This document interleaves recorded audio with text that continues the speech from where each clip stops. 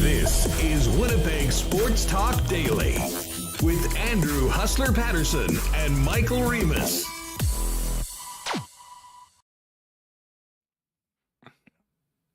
Hey, what's up, everybody? Welcome to another week of Winnipeg Sports Talk Daily. Great to have you with us. Hope you had an awesome weekend. Andrew Paterson and Michael Remis with you. I would love to say it's a packed show today. Certainly we'll have some great conversations with Jeff Hamilton, as well as Hot Rod Pedersen, who's out at the World Junior Hockey Championships doing the RP show. Rod's going to jump on in about 20 minutes. So we will get to a little bit of World Juniors. You got Finland and Canada going at it this afternoon. And obviously we'll hit a wide array of topics, Bombers into the bye week, Jets off season, and more with Jeff Hamilton. I will say, though, this is a quieter time of the sporting schedule. There's no doubt about it. I mean, the Jets could help us out any minute with maybe making some sort of a move or giving us something to talk about that would be different than the last couple of weeks. We'll stay and wait for that. But certainly was a great weekend as far as attending games. Great few games at the ballpark with the Gold Eyes at home. And, of course, all that coming off what was such a wild night on Thursday, despite the unfortunate ending for the Winnipeg Blue Bombers. So NFL preseason well underway. I know Remis has a great update on former Bombers and what they were doing in their preseason games on the weekend. So we'll get to all of that. I want to give first a big shout out to Corey Johnson and the gang at Breezy Bend. Many of our media brethren are out there jumping on the course this afternoon as they did a media day for the upcoming Canadian Women's Mid-Am and Senior Championships coming in a couple weeks to Breezy Bend. I'm hoping to be out there and do a show from the Bend on the 29th of August. But I can't wait to hear the results of all the fellas out there playing together. The course is absolutely mint and ready for the best female golfers in the country to come and do their thing and compete for a great national championship over at Breezy Bend. So unfortunate not to be there today, but we got to do the show, and the show will go on. Huge thanks to all the sponsors that make this happen. Wallace & Wallace, what a great day. Bark at the Park on Saturday for the Winnipeg Gold Eyes. Wallace & Wallace, a big sponsor of that. F Apparel, Vita Health, Aikens Lake, Culligan Water, Royal Sports, Breezy Bend, Not Auto Corp, Little Brown Jug, Princess Auto, Boston Pizza, the Nick and Nicky DQ Group, Assiniboia Downs, who are back in action tonight with live racing. Remis and I will get some picks a little bit later on. Canadian Club Whiskey, and of course, Cool Bet Canada. One other thing I should mention is the finishing up of the big tennis tournaments, the National Bank Championships. We'll get to all of that right now, but let's welcome everyone into the YouTube chat. What's up, everyone? Hope you had a great weekend, and let's get this thing going with the appearance of one M. Remis. Remo, how was your weekend? Great weekend, Hustler. I got out to the beach on Saturday. It must have been the nicest day of the year. It was hot. Everyone was in the water. Great time. So yeah, that was fun. And I mean, we also had that CFL game, maybe the game of the year. I mean, it seems like every game with BC is the game of the year. They had that crazy one against Ottawa earlier this year. This Nathan Rourke, man, he's almost must-see TV at this point if you're a CFL fan or a football fan at all. So I'm feeling good. It is the summer. It is a weird time of year. You know, I was wondering when it would kind of slow down. Bomber bye week is definitely the time, the perfect time. I agree. Perfect time for the Jets to make a trade, sign someone. Although tomorrow, Mark Scheifele will be on the course. Is that correct? Well, I believe there's a practice round for the event, and I'm pretty sure tomorrow is the day that he'll meet with the media. So that will certainly be highly anticipated, and hopefully we can get Mike on post Mark Scheifele speaking to hear about it, to speak to it, and in a lot of ways, I think this is great for Scheifele to be seeing the media at this point, well in advance of training camp. Because at this rate, and it is almost inconceivable that this is the case, considering the way the season ended, what we heard from Mark and the last time he spoke to the media here in Winnipeg. But with everything that has and hasn't happened over the course of the offseason, Mark Scheifele can speak to the media tomorrow. I think if he does a good job, as far as, maybe quelling fears as to where he's at, says the right things, he can probably put a lot of that behind him. And then when we get to training camp, and as I said, this was inconceivable a few months ago, Scheifele's situation will be far, far down the pecking order of certainly the big media questions, and that'll be Blake Wheeler being back, assuming that he is. And, of course, what will be a topic that I don't think it'll be a daily thing, but it'll always be in the background as long as the uncertainty continues, is the future of Pierre-Luc Dubois with the Winnipeg Jets. So I think in a lot of ways for Scheif, you're going to get out there, play a practice round, and take care of a bunch of things that I think will bode very well for him if he wants to come in on the right foot under a new head coach. The earlier he can get that stuff out of the way, the better. And it sounds like that'll be tomorrow. Yeah, it's at the Manitoba Open, which is making a return after 2 years off. So that's pretty exciting at Southwood. So he will be speaking with the media tomorrow. First time we've heard from him since the I need to see where direction this team is going speech at the end of the season. And what direction has the team gone? That's the thing. Yeah. Like if tomorrow, if I was there in the scrum, I'd probably say, Mark, you said that you wanted to see what the direction of the team is. How do you think? Like, where's the team at right now? It'd be a very difficult question to answer, to be honest. I think more than anything for Mark, assuming that he's in the right headspace, coming back with a positive attitude. I think basically I'd say, you know what, that was a really frustrating year. We were really disappointed the way things ended. I wasn't playing at the end of the season. And, I said, and maybe, it didn't come out the right way, but I'm committed to being the best player I can be, helping this team win hockey games. Let's go get it. And, he should talk to you. If you do, well, exactly. I could be a little consultant for some of these guys. Hey, he's never before really had an issue with the media at all, and I think that was what made what happened at the end of the last season, frankly, so surprising. But it was coming off, let's just say an extended period of uninspired play for a guy that so much is leaned on and depended on here. So I'm looking forward to hearing Mark. I certainly hope that he's in good spirits, optimistic, excited about the upcoming season. And I hope he plays some good golf at the Manitoba Open. Certainly his presence there is great for the event. Speaking of golf, we will definitely have to talk about that insane playoff yesterday at the FedEx on the PGA Tour in the FedEx Cup playoffs. Will Zalatoris finally getting a win.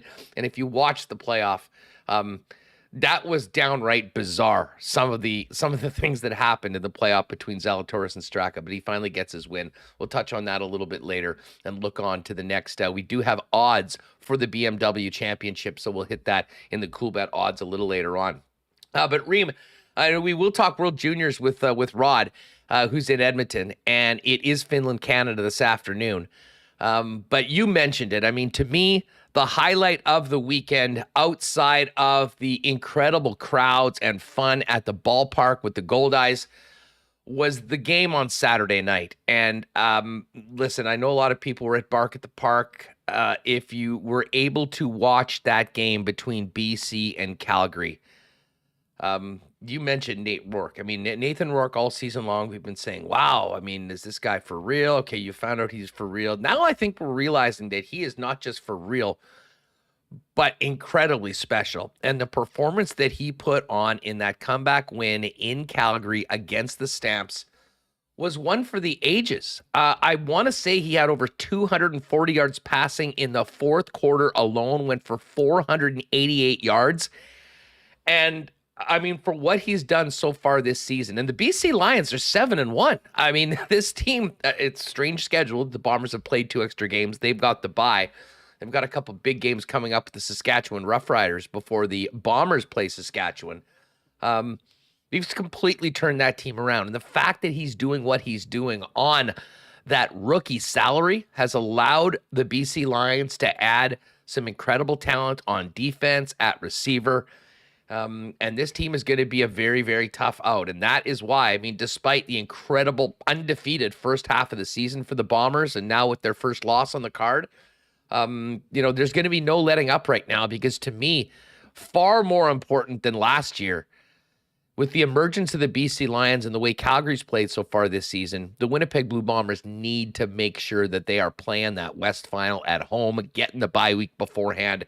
Because I think if that happens, then their plan goes as laid out, and they move on to the Grey Cup and probably have a pretty damn good chance of winning it. But I'll tell you what, I mean, if something happened where the Bombers dropped off a little bit, and all of a sudden, you have to play the West semifinal and go to somewhere like BC in the West, that would be far, far from a sure thing with the way BC's playing. And you can just ask Bo Levi Mitchell and the Calgary Stampeders after Saturday about that.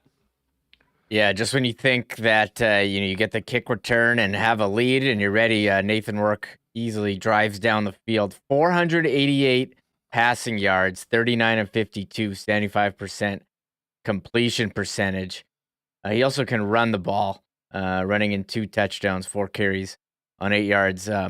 He's got this elite group of receivers, especially with Brian Burnham coming back. Rhymes has been a huge addition. Katoy, Hatcher, Whitehead. Whitehead, been their top guy, but he was like 5th on the team in receiving yards and 7 catches. This guy is absolutely incredible. You look at his numbers, like this guy's putting up. You pretty much, if you're playing fantasy, just lock Nathan Rourke and at least 2 of his receivers, because he's throwing for at least 300 yards every game. He's running for touchdowns too. He's fantasy-wise, he might have more points than the 2 and 3 guys put together in the league overall this season. I wouldn't be surprised if that was the case. Here's his passing numbers. Okay, Calgary, 488 yards. He had that ridiculous game against Edmonton in a blowout, 477. Got another game with 436. The lowest total this year was 250 passing yards against Hamilton. This guy is, I think I kind of joked maybe that he wasn't the MOP because he put up all these numbers against Edmonton twice, where he had 5 touchdowns last week. This guy was freezing cold if you watched the game on Saturday. Yeah, this guy is clear-cut best player. And I haven't seen any like CFL.ca power rankings, but I'm seeing people in chat being like, well, Bombers beat the Lions. So you have to say Bombers take the tiebreaker if you're making like a power rankings. But they are both have one loss. Bombers have played 2 more games. This Nathan Rourke, again, you got to tune in and see this guy sling the ball around. He's incredible. So, but the thing is with the Bombers schedule, they play at the end of the year when it may not be schedule relevant. Yeah. Or it could be the battle for first place in the West. Oh, listen, both of these teams have 1 loss right now. And here's what's really interesting. To bring in the Riders into this, and we'll talk to Rod a little bit more about where his boy Cody Fajardo is right now after their win against the Edmonton Elks on the weekend. But the Riders are 5-4. The Riders play at home to BC on Friday, then they go to BC the following week, and then they've got a home-and-home series against the Winnipeg Blue Bombers. So their next 4 games, home and home against a 7-1 team and a 9-1 team. It's not inconceivable that the Saskatchewan Roughriders could be 5-8 at the end of all that. Now, as ironic as that seems, I think Bomber fans will be cheering for the Riders in these games the next couple weeks to maybe give the BC Lions an extra loss and the Bombers a little bit more of a cushion. But it really does seem like it's shaping out now. Considering the head-to-head matchups between Calgary and BC and Calgary and Winnipeg, that this is going to be a race between the Winnipeg Blue Bombers and the British Columbia Lions for first place in the West. And the Bombers have done pretty much everything they could do, minus the infamous way they lost on Thursday to go to 9-1 as opposed to 10-0. But what a story with BC. They are hanging in right now. And even if you have no skin in the game, this Nathan Rourke is must-see TV. Oh, so with the power rankings are in on 3 Down Nation. We're going to have to call John Hodge and Justin Dunk here. Let me guess. Yeah. BC's what do you mean? Number 1? Yeah, BC's number 1. Like, did they not? What are they doing? Did they not see the game where the Bombers? They have BC at number 1. Is the power ranking just based on the last game or the whole season? Yeah. I mean, the Bombers, I think we can all agree, like, BC is awesome, but last time they played at home in BC with the Bombers with their grueling schedule, the Bombers beat BC, and Nathan Rourke looked human.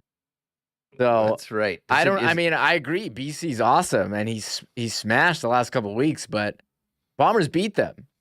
And yeah, the Bombers lost on, what do we want to call it? If that game had a name for the Friday night's loss, would there be a name for that loss? Or yeah, no? It's the Legio Wave game. The Legio Wave game. The Legio Wave curse game. I posted the video that you took in the stands on our social media, Instagram, and someone said it was you, actually. Your negativity during the wave was a self-fulfilling prophecy and a curse the Bombers. But if you want to see that video, check our TikTok and Instagram, Sports Talk WPG, posting some stuff on there. You took a great video during the game too of that wave. But yeah, well, and that's the thing. I just had this, and listen, I will say this: it was an unbelievable wave. Like, as far as waves go, most of the crowd was into it, and frankly, let's face it, when a wave is happening, I mean, I have no issue with the wave. You're up by 21 points late in the fourth quarter, and all right, let's stunt on these guys and do it. But as a fan, I'm always preferring, especially in a close, important game like that, if people are kind of locked in and watching the game, as opposed to waiting when the section next to them is going to stand up and yell. But as far as waves go, that one was right up there, and it just speaks to how great that crowd was. And you know what? Hey, I mean, a lot of this is somewhat joking. I mean, I do believe that you don't want to do the touchdown dance before you get into the proverbial end zone. But there was a lot of people who were probably at their first game, had a hell of a great time, and the only thing that would have made that night better would have been if Mark Liggio made that damn kick, and we're talking about a 10-0 team as opposed to a 9-1 team right now, Reem. Yeah, I think maybe a lot of this is kind of tongue in cheek here, but it's funny. I talked to my grandmother who was at the game, and she listens to the show, and she said to me, "Why is he getting so upset about the wave? There's a lot of people there. They're having a good time. Let them have a good time." And I think shout out to Bubby. You know what? Sometimes it does sound like old man yelling at cloud. But I will say this: I think if you look at the takes of the reaction to the video that I posted, like, there was a few people saying, "Hey, lighten up, loser," to me, but there was way more people saying, "I was thinking the same thing. Damn it!" And then there are people that are straight up ban the wave guys. I'm not ban the wave guys, but it's the same thing with singing "na na na na hey hey goodbye." I mean, wait till the damn game is in the bag and over before you do it. Because there's nothing that looks worse than taking that victory lap and then not winning the game. Yeah, we all remember the guy in the Grey Cup, the Hamilton fan, like sipping out of the Grey Cup before the Bombers. I thought of that guy. I thought of that guy on the weekend. No, that wasn't the Grey. No, that wasn't the Grey Cup, but in like all-time sports images. But what is it, like images before disastrous events? That is certainly up there. We all remember that guy. So that guy, and he took the sip, and then he's like, "Oh, should I have done that?" Because like they were just going into overtime at the time, if I'm not mistaken. I just thought he was thirsty, and that was the only cup that he had. I think when I was watching it, I didn't think of it as a celebratory thing. Oh my God, that's some funny stuff. Well, anyways, always here for your wave takes and takes on the Canadian Football League. We're gonna get to that with Hot Rod Pedersen, who is in Edmonton at the World Junior Hockey Championships. And interesting to know if any of you, by the way, I'm going to do a quick spot for a couple of our sponsors, then bring Rod in. But I am interested in whether many of you, by the way, Dunk Dynasty, thanks for becoming a member of the channel. Great to see you out here as always and appreciate the support. I'm wondering how much of this tournament any of you have paid attention to so far. I will admit I'm normally somebody that doesn't pay much attention to the preliminary round regularly, and I sort of get into it more into the elimination games. But I am interested, with it being in August, with everything else going around, how many of you that might normally be big World Junior fans have tuned in? And again, of course, Brad Lambert, not sure how much he's going to play. He didn't play a lot in the third period at all for Finland in the last game, where he'll be in the lineup coming in. So we'll get to that as well, coming up with Rod in just a second. Hey, awesome weekend. And as I mentioned, Bark in the Park went off just amazingly. All the dogs there. Wallace and Wallace, so happy to be part of it and sponsoring the Gold Eyes. But they're not only Winnipeg fencing specialist, they also work with Clopay, the largest garage door manufacturer in the world. And despite the supply chain issues we've all been experiencing in recent months, you can still get a beautiful new garage door delivered and installed within 4 weeks, just in time for back to school, hockey tryouts, dance recitals, all the hustle and bustle of daily life that keeps your garage door almost as busy as you and your family. And speaking of doors, did you know a new garage door can add up to 4% to the value of your home? With 161 styles of garage doors to choose from, it's style that's right for your home. Visit them at wallacedoors.com. or give them a call or visit their showroom on Lawson Road.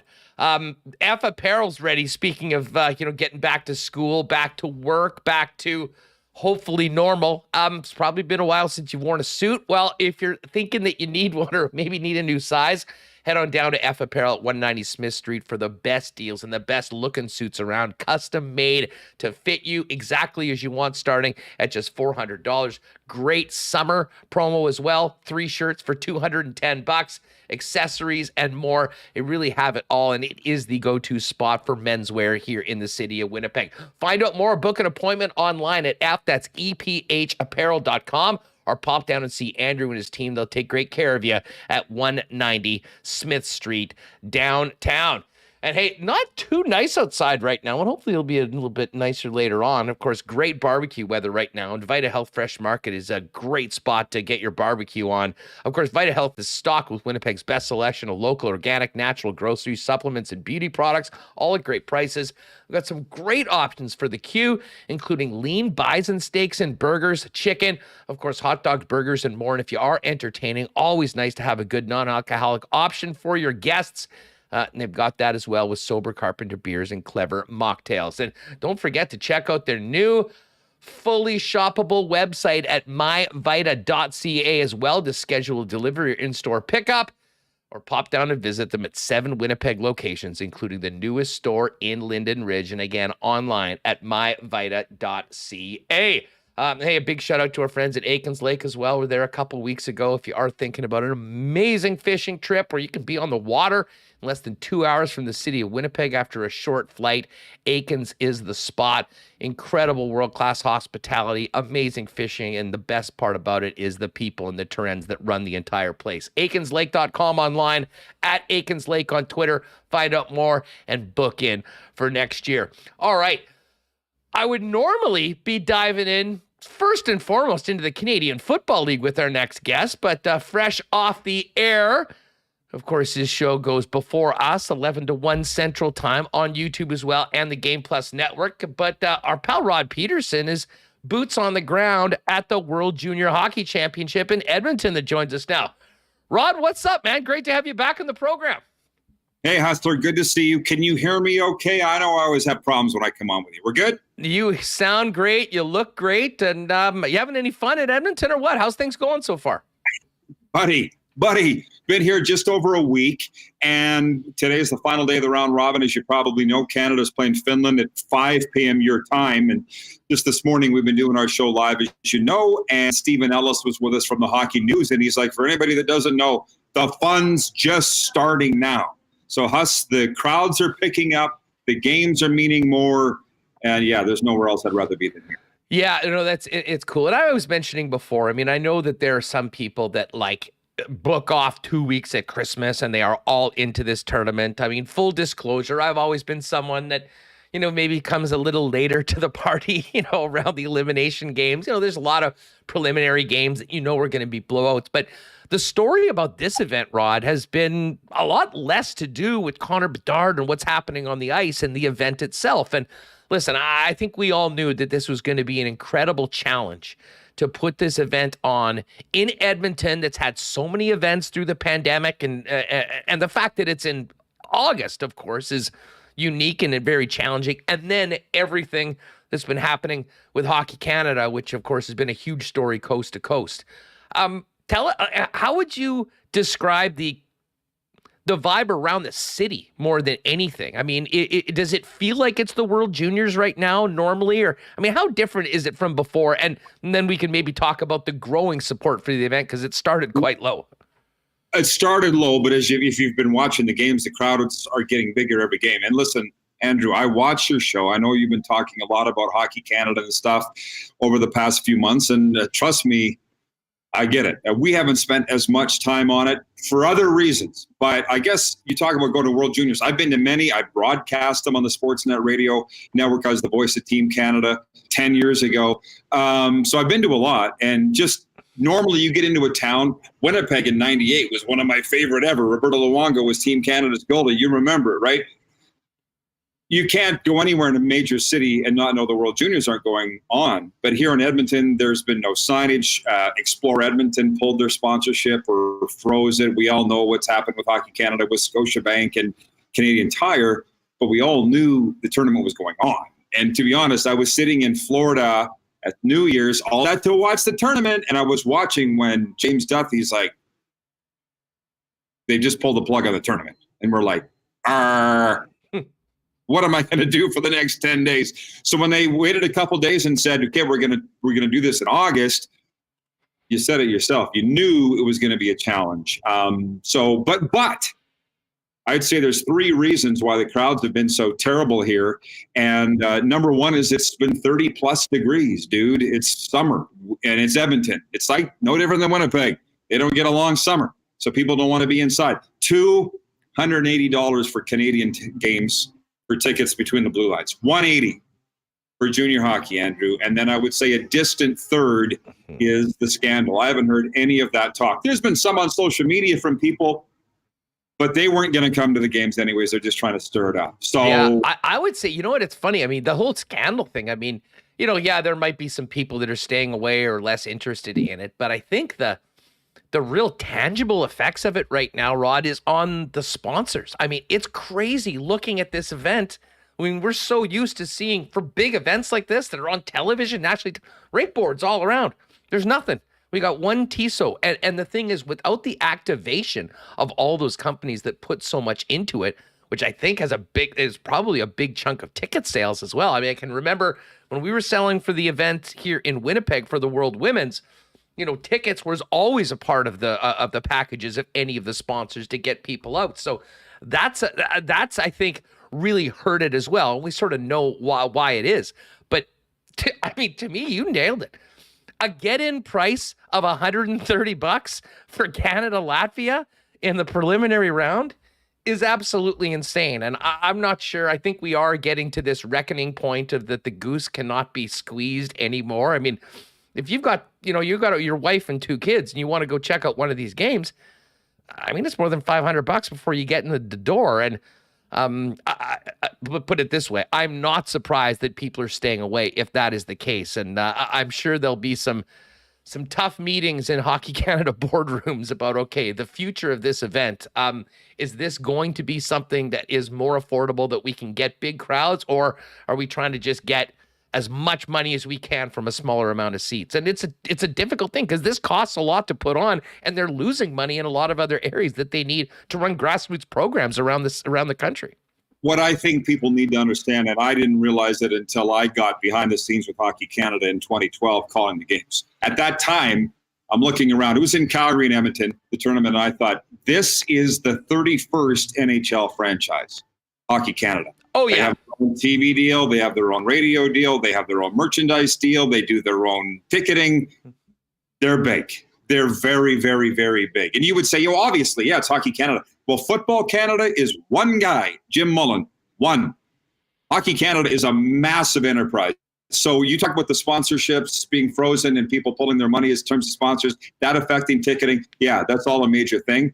But Hockey Canada isn't going to crumble because of this. The Chicago Blackhawks didn't crumble. The Swift Current Broncos didn't crumble. There will still be a Hockey Canada coming out of this. And if you want, listen, I would love to be on the air talking CFL for 2 hours every day. It's August. believe me, I'd like to talk about Mark Leggio missing the kicks last week, and why anybody would want to fire Mike O'Shea out of that, or the ridiculous hate on Cody Fajardo.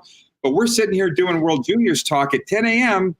Mountain, and our numbers are higher than ever, and people want to talk about the Latvian goalie and why is Russia not there and blah, blah, blah. Like, it's Canada and it's hockey, and they care. Well, and credit to you and Dupes for doing it, because to be honest, Rod, I mean, this is part of it. I mean, you guys probably spent more time in the first 20 minutes of your show today talking about the World Juniors than they have on Sportsnet in the last 2 weeks.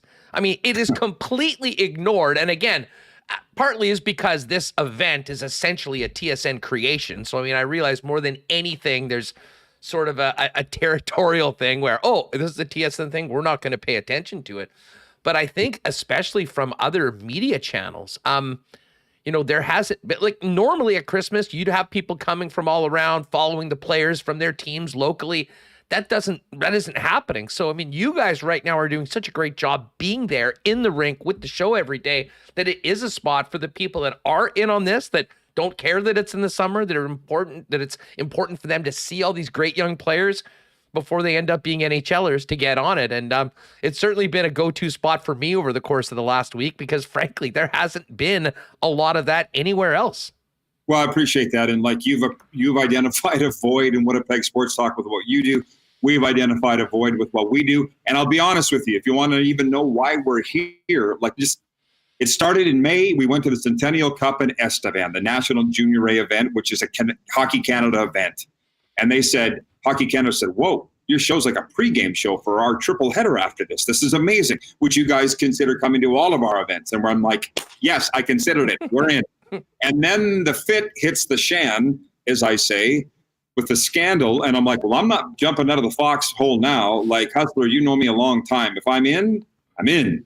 And Hockey Canada liked that to the degree that here we are at Rogers Place. They've literally given us the run of the place. Like, we're in the Sportsnet set doing our show every day, and Hockey Canada's appreciated that. So it's all worked very well, and they will get over this at some point. It's a legal matter now. That's why I haven't talked about it as much to the degree that you guys have, because I've watched. There's so much not known, and again, it's a legal matter. I'd prefer to talk about what's going on the ice as opposed to off. I get that it is a scandal, there's no doubt, but it wasn't going to deter us from coming here and doing what we committed to do. Well, and you know, and I'll just say this. I mean, you know, I've made my feelings known, and I say this as a former Hockey Canada employee. I mean, I certainly believe in a lot of the concern we have with the way that things have been run and how it got to this point and what's happened in the past.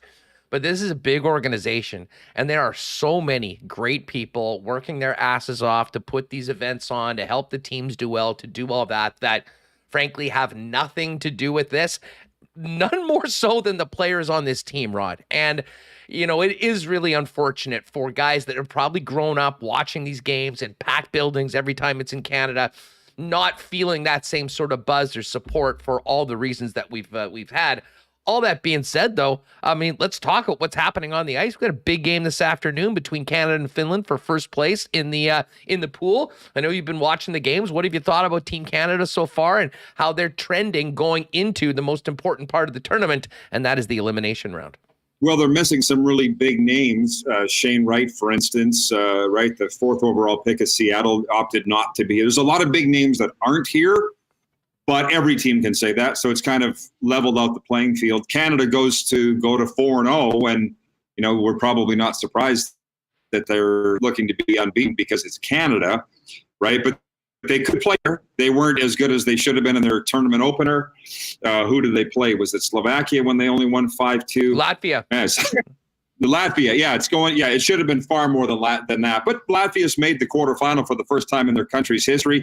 That's the thing. You go behind the curtain and realize Latvia wouldn't even be here if it wasn't for Russia being booted out of the tournament. Latvia is not apologizing for anything. You saw the celebration that they've put on for making the quarterfinals. There's just some really fun stories. And I'm here. I mean, I've been following Connor Bedard since he was 14 years old. And I'm just so grateful that he plays for the Regina Pats. He's the next one. He was better than Shane Wright at last year's World Juniors, and he's 2 years younger, a year younger. So obviously we're here on. Hey, so just excited to watch what Connor's doing, and obviously beside Mason McTavish on that top line, they're just fun to watch. The guys look like they're 30 years old and been playing together for years in their junior hockey age. That's Roddy, by the way, from Hockey Canada. You may have worked with or for him, Andrew. So yeah, he was smiling. The hockey's been great, and as Stephen Ellis said from the Hockey News this morning, it's just getting better.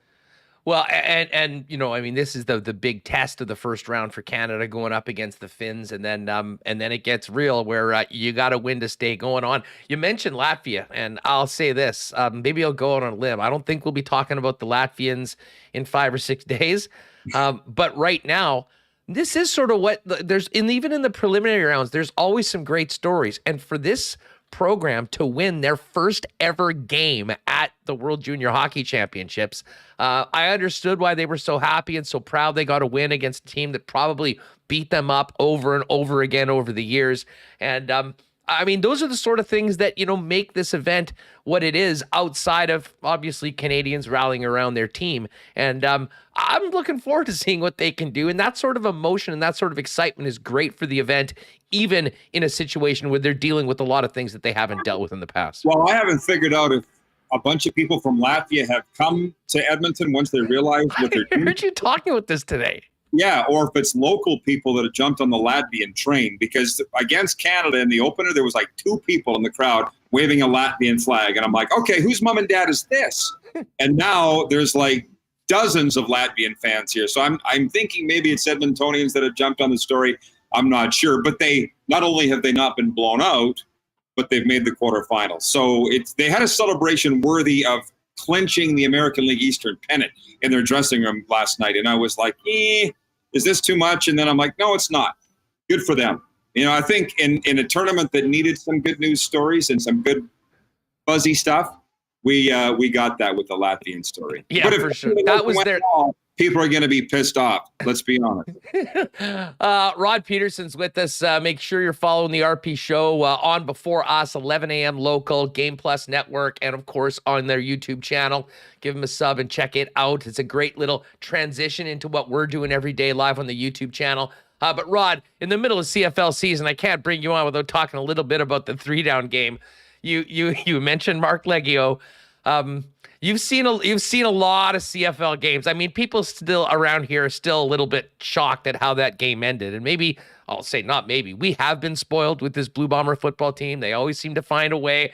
And it was the exact sort of script. They had a 100-yard drive in the fourth quarter. And then when the game was tied, Zach Caleros took them all the way down for what would be a chip shot, a tie game. Worst case scenario, you get the single. See you later. Head to the parking lot or head to the bar and have a celebratory drink. And then that happened. What a bizarre way to lose a football game.